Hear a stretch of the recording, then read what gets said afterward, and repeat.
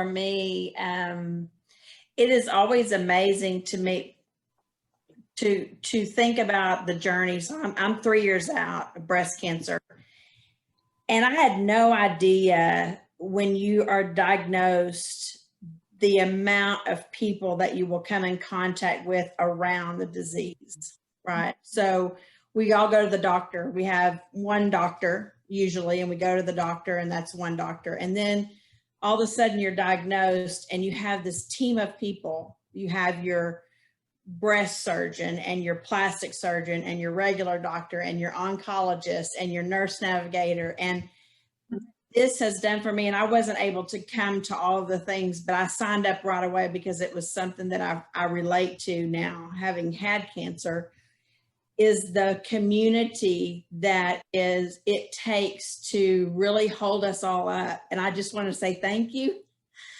I have never worked with social workers before. Sorry. No sorries. Okay. This is emotion. It's an emotional awakening that we go through. Yeah, Cancer is a roller coaster of emotions. I'm not a social worker, so I'll let the social workers talk.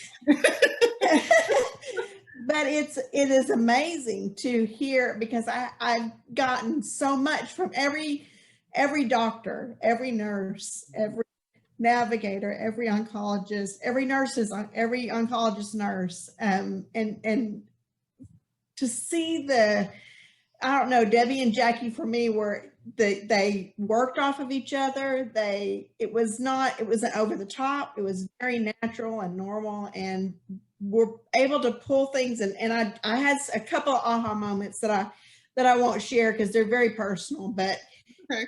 And it was just so easy coming out of their mouth. And you could tell they're trained to do what they do.